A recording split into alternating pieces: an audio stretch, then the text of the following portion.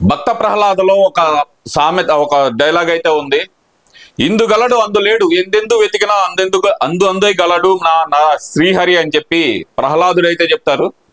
ఇక్కడ ఈ పదం చెప్పడానికి గల ప్రధాన కారణం ఏంటంటే కనుక, జగన్మోహన్ రెడ్డి ఇందు గలడు అందు లేడు అనుకోకుండా ఆంధ్రప్రదేశ్ లో ఏ స్కామ్ను కదిలించినా, భారతదేశంలో ఏ స్కామ్ను కదిలించినా సరే ఇన్నాళ్ళు బయటపడిన జగన్మోహన్ రెడ్డి ఇప్పుడు భారతదేశం దాటి, ఖండాంతరాలు దాటి అమెరికాలో ప్రత్యక్షమయ్యాడు. ఎలా ఉందంటే జగన్మోహన్ రెడ్డి పరిస్థితి, పుష్పలో ఒక డైలాగ్ అయితే ఉంది, పుష్ప అంటే ఫ్లవర్ అనుకుంటేవా, ఫైర్ తగ్గేదేలే అని. ఇక్కడ జగన్మోహన్ రెడ్డి అంటే నేషనల్ అనుకుంటారా, ఇంటర్నేషనల్ తగ్గేదేలే అట్టుంది మా జగన్మోహన్ రెడ్డి పరిస్థితి. ఇదంతా ఏదంటే కనుక సెకీ ద్వారా జరిగిన విద్యుత్ ఒప్పందాల మీద అమెరికాలో నమోదైన కేసు. అమెరికాలో నమోదైన కేసుకి జగన్మోహన్ రెడ్డికి ఈ సంబంధం అని చెప్పి మీ అందరికి అనుమానం అయితే రావచ్చు. ఇక్కడ ప్రధానంగా చూసుకుంటే కనుక అదానీ కంపెనీ ద్వారా 7,000 మెగావాట్లు విద్యుత్ కొనుగోలు ఒప్పందంపై జరిగిన స్కామే ఈ స్కామ్. 1,750 కోట్లు. దీంట్లో లంచంగా అంటే దాంట్లో ఆల్రెడీ ఎఫ్ఐఆర్ కాపీలో ఆల్రెడీ మెన్షన్ చేయడం కూడా జరిగింది. బ్రైబ్ అంటే లంచంగా ఇవ్వజూపారు అని. అంటే ఇలాంటి సంఘటనలో ఇవ్వజూపారు కదా, ఇచ్చేశారని చెప్పే చెప్తున్నారు. 1,750 కోట్లతోటి FBI ఆల్రెడీ అక్కడ జ్యూరీ కమిటీ ఆమోదించి ఇది విచారించదగ్గదే అని చెప్పి అమెరికన్ జ్యూరీ ఆమోదించి కోర్టులో కేసు ఫైల్ చేసి ఈ రోజు చూస్తే అదానికి కూడా నోటీసులు వచ్చిన పరిస్థితి. అదానికి నోటీసులు వస్తే గనక జగన్మోహన్ రెడ్డికి ఏం సంబంధం అనుకోవచ్చు. అప్పటి వరకు చంద్రబాబు నాయుడు గారు ఏదైతే కనుక ట్రాన్స్పోర్ట్ అంటే ట్రాన్స్మిషన్ ఛార్జెస్ తో కలిపి ₹4.50 పవర్ పర్చేజ్ అగ్రిమెంట్స్ ఏవైతే చేసుకున్నారో పీపీఏస్ క్లియర్ గానండి, పీపీఎస్ ఏవైతే చేసుకున్నారో వాటిని రద్దు చేసి అదాని స్పెషల్ ఫ్లైట్ వేసుకొని వచ్చి తన కూతురు పెళ్లికో ఏదో కలవడానికి వచ్చినట్టు వచ్చి జగన్మోహన్ రెడ్డిని పర్సనల్ గా కలిసి దాదాపు 3 గంటలు స్పెండ్ చేసి ఒక్కొక్క మెగావాట్కి 25 లక్షలు, ఒక్కొక్క మెగావాట్కి 25 లక్షలు లంచం ఇచ్చే విధంగా, అంటే కమిషన్ ఇచ్చే విధంగా ఒప్పందాలు చేసుకుని, అంటే మాటలు మార్చుకున్నారో మరి మూటలు మోసుకున్నారో కానీ తెలియని విషయం. అక్కడ జరిగిన దాని ప్రకారం అప్పటి వరకు ఏ రాష్ట్రం కూడా సెకీ దగ్గర విద్యుత్ ఆ రేట్లకు కొనడానికి కూడా ముందుకు రాని పరిస్థితుల్లో జగన్మోహన్ రెడ్డి మాత్రం ఎప్పుడైతే అదాని వచ్చి వెళ్ళిన మరుక్షణమే 7,000 మెగావాట్లకి విద్యుత్ కొనుగోలుకి అంగీకారం అయితే తెలిపారు. ఈ అంగీకారం అయితే తెలిపాడు కానీ జగన్మోహన్ రెడ్డికి తెలియని విషయం ఏంటంటే, ఇక్కడ ముఖ్యంగా విద్యుత్ శాఖ మంత్రిగా ఉన్న బాలినేని శ్రీనివాస్ రెడ్డి అప్రూవల్ కావాలి. తర్వాత అక్కడ ఉన్న IASలు IPSలు ఎవరైతే ఉన్నారో దాంట్లో వీళ్ళందరూ అప్రూవల్స్ కావాలి.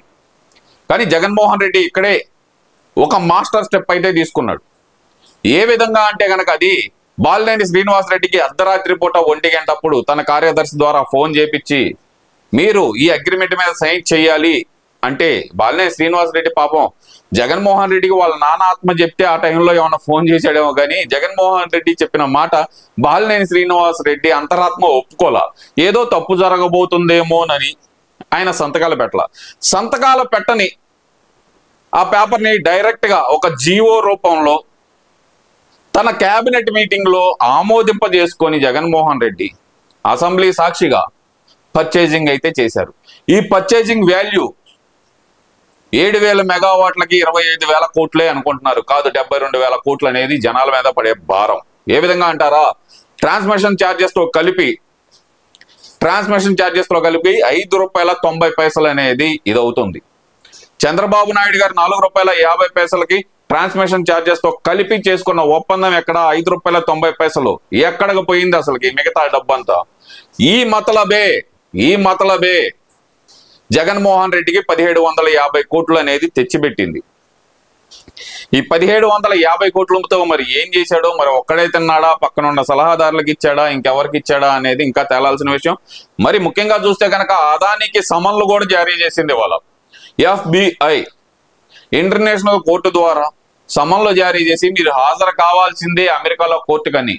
మరి అదాని నోరు వెప్పితే అక్కడ జగన్మోహన్ రెడ్డికి కూడా సమన్లు వస్తాయి. ఇక్కడ రాజమండ్రి పోయింది, చెర్లపల్లి పోయింది, తిహార్ పోయింది, అమెరికాలో పెంటగాన్ జైల్లో ఏమన్నా ఉంటాడేమో జగన్మోహన్ రెడ్డి. పెంటగాన్ జైల్లో మరి అన్నకి సకల సౌకర్యాలు అందుతాయో లేవో అని చెప్పి పాపం మన వైసీపీ కార్యకర్తలు, అదే ముద్దుగా పిలుచుకునే పేటీఎం కార్యకర్తలందరూ కంగారు పడే పరిస్థితుల్లో కూడా మన పేర్ని నానిని బయటకు వదిలేరు. ఏమంటాడు పేర్ని నాని వచ్చి, మీకు జాతనైతే అగ్రిమెంట్లు రద్దు చేసుకోండాయా అంటాడు. రద్దు చేసుకోవడం అంటే ఏమన్నా తక్కువ అంచనా అనుకుంటున్నావా?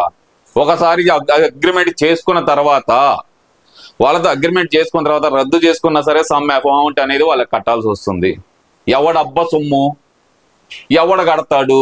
నీ జేబులో ఏమన్నా కడతావా పేరునని? లేదంటే జగన్మోహన్ రెడ్డి జేబులో కడతాడా?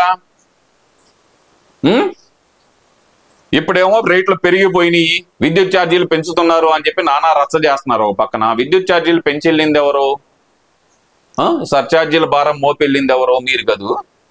2021, 22లో వాడుకున్నాయి 23, 24లో వసూలు చేసుకోవాలని, 24, 25లో వసూలు చేసుకోవాలని ఇలా కదా పెంచుకుంటా పోయింది. మీరు ఎవరి మీద పడతారు ఈరోజు? జగన్మోహన్ రెడ్డి అమాయకుడు అంట, అదానికి ఇస్తే తప్పే ఉంది, నిస్సిగ్గుగా ఈ రాతల పచ్చరాతలా అంటారు. నాకైతే గనక ఈశ్వర్ చెప్పే ఒక డైలాగ్ అయితే గుర్తొస్తుంది అబ్బా. ఇక్కడ ఏది ఎలక్షన్ ముందల రిజల్ట్ ముందు రోజు ఈశ్వర్ ఒక డైలాగ్ కొట్టాడు, కొట్టండి జేజేలు, పెట్టండి డీజేలు, పట్టండి మంగళహారతులు అని. ఈ డైలాగ్ అనేది జగన్మోహన్ రెడ్డికి ఇప్పుడున్న పరిస్థితుల్లో వర్తింపజేయాలంటే గనక కట్టండి బ్యానర్లు, కొట్టండి డీజేలు, పట్టండి హారతులు ఎక్కడికయ్యా అంటే గనక పెంటగాన్ జైలు కోసం. వీటి కోసం, ఈ 1700 కోట్ల కోసం పెంటగాన్ జైలుకి వెళ్ళడానికి మాత్రం జగన్మోహన్ రెడ్డి సిద్ధపడినట్టే తెలుస్తుంది. దాని నుంచి తప్పించుకోవడానికే వాళ్ళనే వీళ్ళనే కలిసి నానా హైరాణ పడుతున్నాడు. ఇది ప్రస్తుతం ఉన్న సంగతి.